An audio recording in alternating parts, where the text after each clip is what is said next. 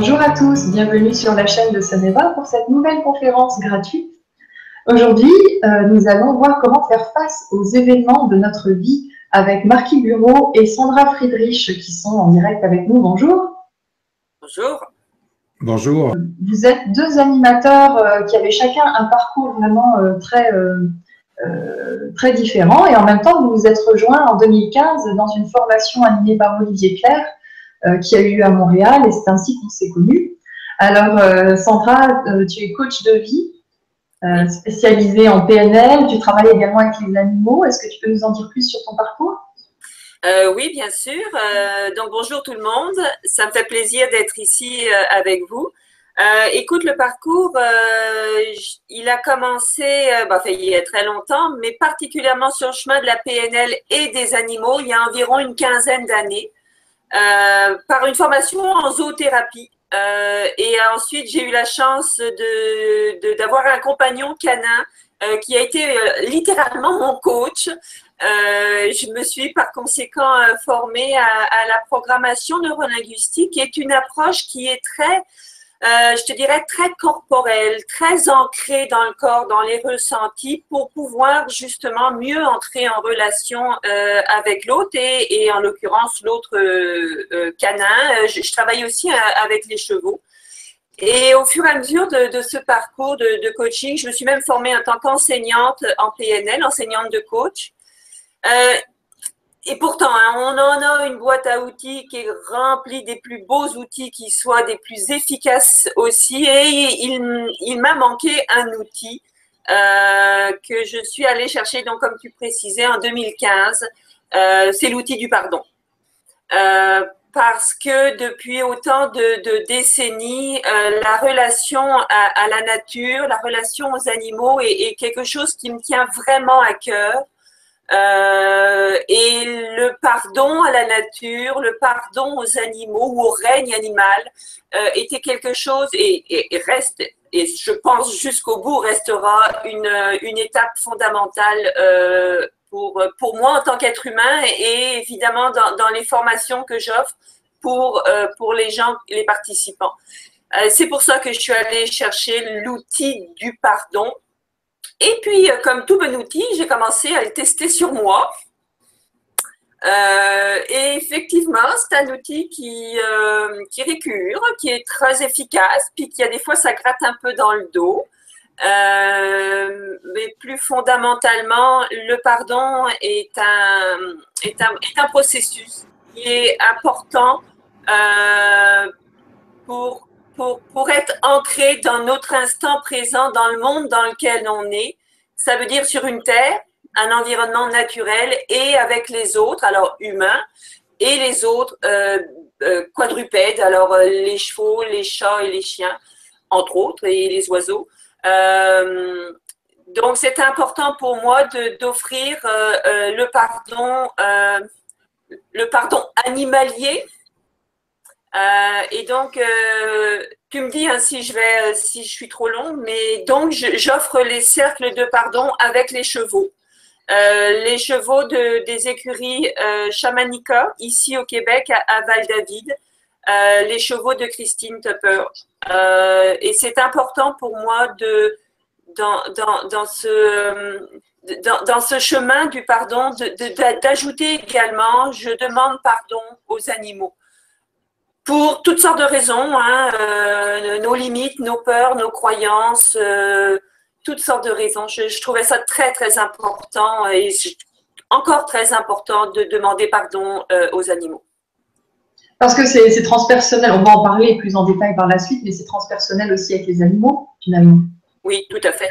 On va en parler. Alors Marquis, ça fait 30 ans que tu animes des événements auprès d'une clientèle de particuliers et de professionnels. Est-ce que tu peux nous parler de ton parcours? Oui, bien merci beaucoup pour l'invitation. Ça me fait plaisir d'être ici, de partager avec Sandra, partager avec toutes et tous ceux qui sont avec nous.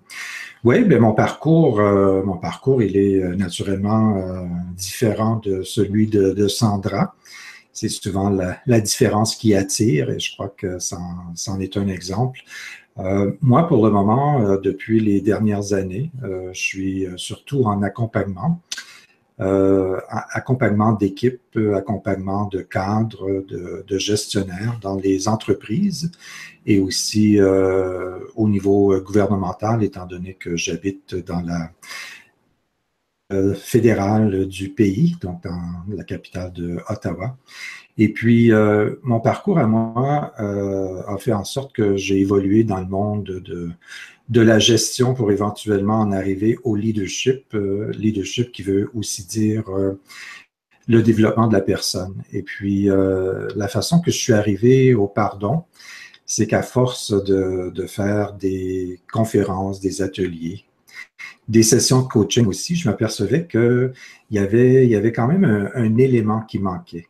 Je trouvais que, et ça c'était une observation de ma part, c'est que les gens ont la mémoire très très longue par rapport, pour des raisons évidentes aussi, quand il y a des blessures émotionnelles. Et puis, toute cette composante émotionnelle dans le milieu du travail, à l'occasion, c'est un sujet qui est tabou. Donc, en d'autres mots, je rencontre souvent des gens qui me disent, bien, moi, tout ce qui est émotionnel, toutes les questions du cœur, c'est des choses que je laisse à la maison. Et je me dis, oh, wow, est-ce qu'on peut aller se rencontrer à la maison? Parce que ça me fait peur un peu de savoir que je vais passer toute une journée avec toi puis te laisser ton cœur à la maison.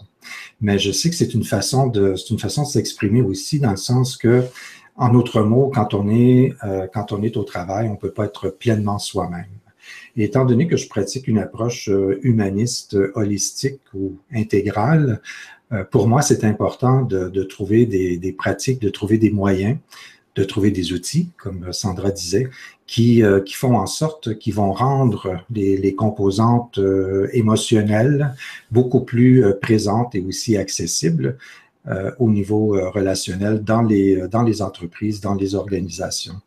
Donc, au tout début, je me suis intéressé au pardon à une période très particulière dans mon cheminement aussi, parce que je travaillais beaucoup dans le domaine du conflit. Je dis toujours à la blague que si on ne m'invite pas dans une entreprise du côté du leadership, c'est à peu près certain que dans quelques années, vous allez me voir du côté du conflit.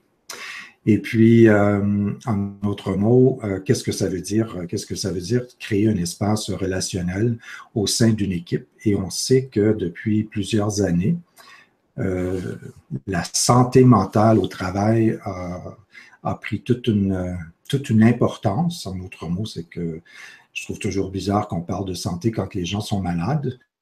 Mais il y a plusieurs personnes qui souffrent au niveau de l'entreprise, au niveau du travail.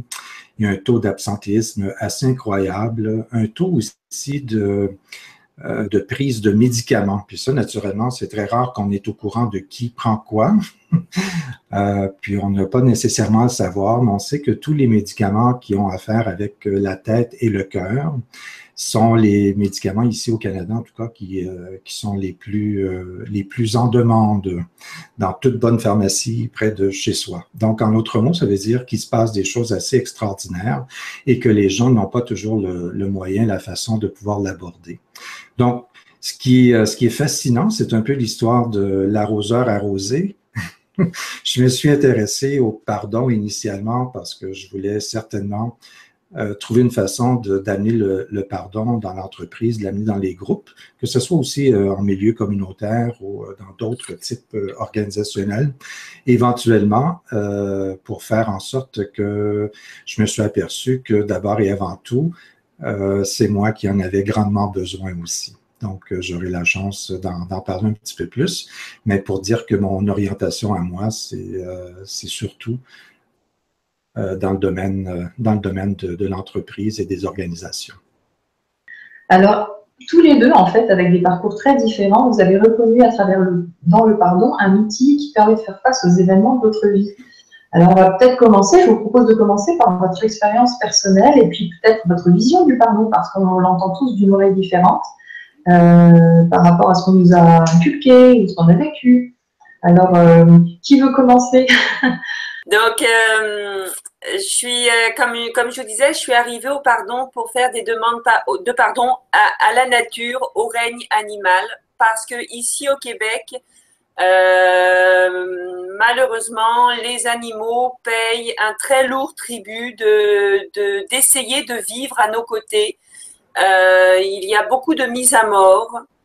Et je ne parle pas d'euthanasie, je parle vraiment de mise à mort d'animaux qui, normalement, pourraient très bien vivre s'ils trouvaient un humain ou une organisation, mais qui puisse les accueillir comme ils sont. Donc, c'était important pour moi d'aller trouver cet outil-là du pardon. Donc, au départ, c'était vraiment pour, j'avais, comme on dit, un agenda caché, vraiment pour qu'on se relie à la nature et aux animaux.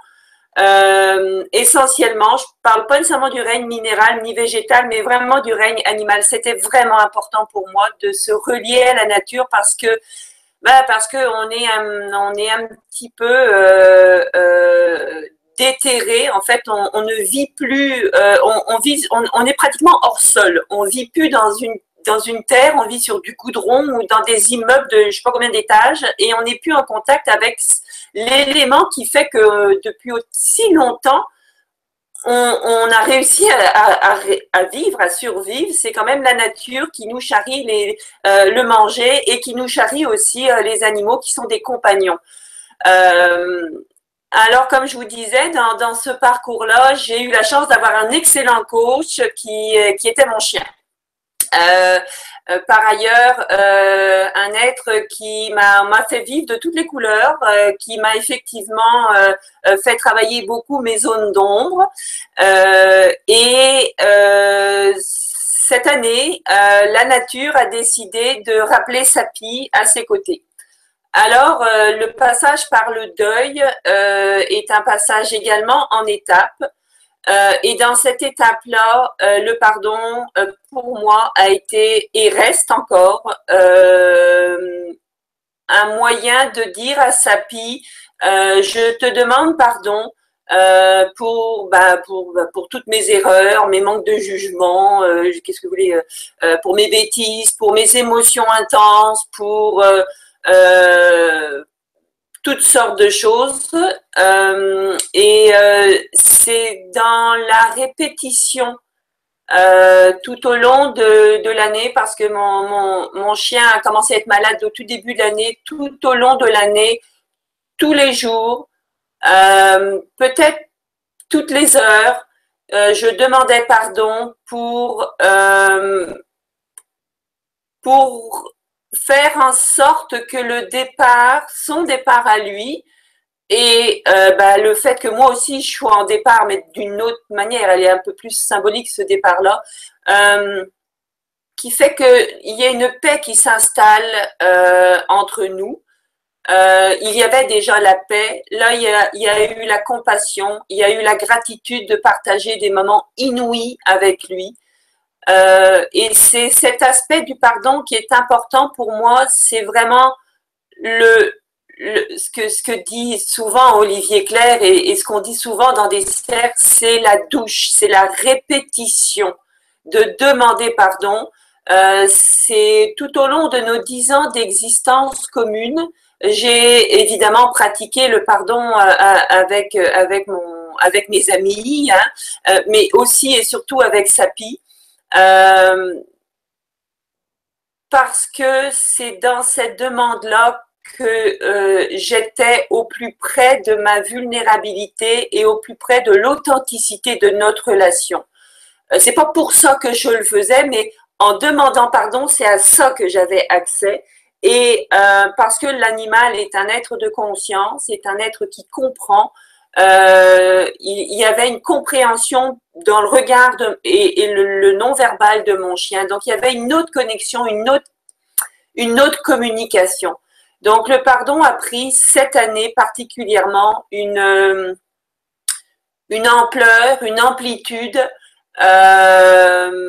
et a libéré à l'intérieur de mon corps littéralement une espèce de boule d'oxygène, de paix, quelque chose d'assez chaud qui fait que j'ai pu expérimenter concrètement dans le deuil, dans le départ, dans la douleur, parfois dans la détresse aussi, le pardon en action. Le pardon en action, c'est aussi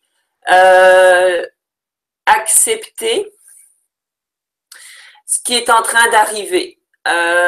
Donc, comment on fait face aux événements de la vie? Moi, ça a été dès lors que la maladie a commencé à sortir, dès lors que j'ai su que c'était la fin, et même avant de le savoir, je lui disais déjà, mais là, ça prenait une amplitude. J'ai demandé pardon. J'ai demandé pardon et ça nous a fait cheminer vers une acceptation de la situation. Alors, c'est un processus, hein, c'est pas un chemin, en tout cas pour moi, ça n'a pas nécessairement été un chemin facile dans le sens où accepter le départ c'est un partenaire de travail, hein, Sapi était mon partenaire de travail, ça a généré dans toutes sortes de joyeuseté comme la colère. Et donc, on en parlera peut-être, ça fait partie aussi du processus de pardon, hein, de deuil et de pardon, d'accepter aussi ces émotions intenses et de ne pas se cacher derrière un récit de doléances, d'accepter la situation, ce que la vie propose sur le chemin. Alors, c'est assez clair que c'est pas pour ça que j'avais voté cette année, mais alors vraiment pas. Toutefois, c'est ce que la vie propose. Donc, le pardon m'aide à accepter ce que la vie propose, parce que souvent on rentre dans des colères, on rentre dans des frustrations, on rentre dans des dépressions, tu sais, parce qu'on refuse ce que la vie nous donne. Et on refuse parce que possiblement qu'on juge. On juge, dire, ben voyons donc, c'est pas ça du tout pour moi, c'est pas ça que je voulais cette année, j'en veux pas, tu te débrouilles la vie, envoie-moi autre chose. Ben, sauf que là, le constat est là, c'est ça que la vie envoie. C'est assez clair que ça faisait pas mon affaire, évidemment. Et toutefois, le pardon en action, c'est de se dire, mais qui c'est que je suis pour juger ce qui était bon pour moi cette année. Donc, la définition du pardon, Et donc, la définition du pardon, c'est définitivement la guérison des blessures du cœur et aussi la douche. C'est le processus, c'est le fait de le faire régulièrement. C'est une pratique comme un entraînement. Je dirais que c'est les deux aspects. La guérison et l'entraînement, le fait de l'installer dans le temps aussi. Est-ce que c'est clair? C'est ça, donc ça ne présuppose pas que tu aies le sentiment de faute ou de culpabilité vis-à-vis de la personne ou de l'animal. Pour moi, non, parce que ce que je disais à mon chien et quand j'accompagne les personnes et aussi dans les cercles, j'ai fait du mieux que j'ai pu en fonction de mes connaissances, de mes compétences, de mon savoir, de mes limites. J'ai fait du mieux que j'ai pu. C'est sûr qu'à rebours, 5 ans après, 10 ans après, j'aurais donc dû faire, mais c'est facile à rebours de juger une situation et de se dire, mais j'aurais dû, oh mon Dieu, j'aurais dû faire ci, j'aurais dû.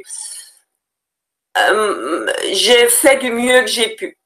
Et le pardon permet justement de pas accrocher la culpabilité au passage.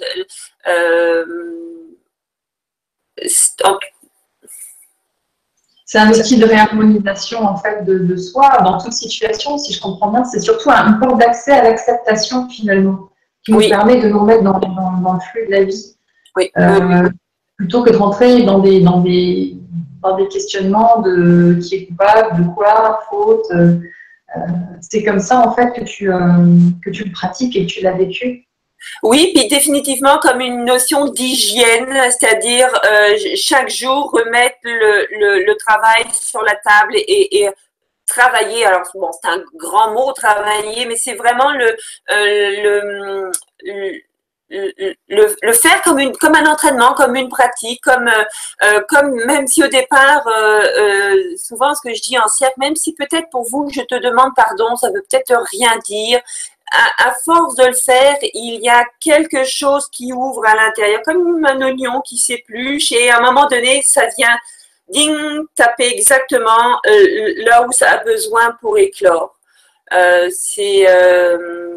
Et quand je regardais mon chien et que je lui demandais pardon et qu'on était tous les deux entre quatre yeux, j'étais pas dans une récitation d'un mantra. Il y avait vraiment quelque chose qui se passait là à ce moment-là. Quand on fait des cercles de pardon et qu'on demande pardon aux chevaux, ou qu'on est dans le processus, dans ce rituel à plusieurs étapes, c'est vraiment au cheval qui est là. Et c'est vrai que au travers de lui, le cheval ou mon chien, c'est vrai qu'on va travailler autre aspect ou autre dimension, mais c'est pas ça le but recherché. Ça, c'est comme une conséquence.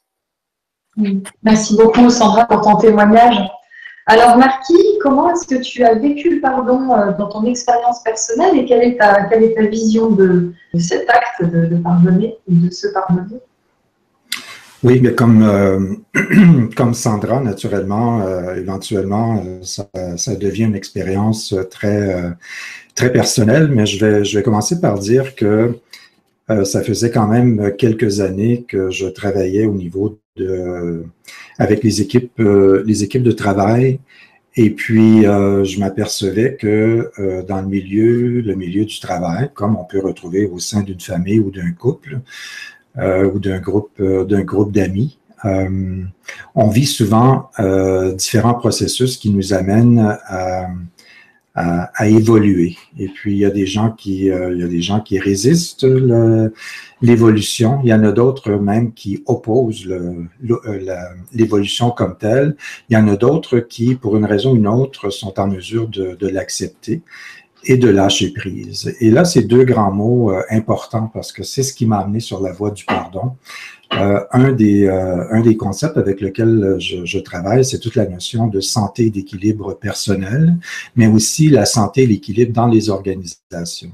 Et souvent, ce qui arrive, et encore là, ça peut nous arriver dans notre famille, parce que la famille est une organisation, mais ce qui arrive, c'est qu'il y a un événement qui va déclencher, dans le cas de Sandra, c'est la perte de son chien, des fois au milieu du travail. Ça peut être quelqu'un qui est carrément renvoyé, congédié, et la personne disparaît, on la revoit plus, ou bien c'est une nouvelle personne qui arrive, qui assume un poste de leadership. Ça peut être des compressions budgétaires. En tout cas, il y a toutes sortes d'événements qui vont faire en sorte qui va déclencher un processus qui est très semblable au deuil, dans le sens qu'on doit apprendre à accepter ce qui se passe et aussi à lâcher prise.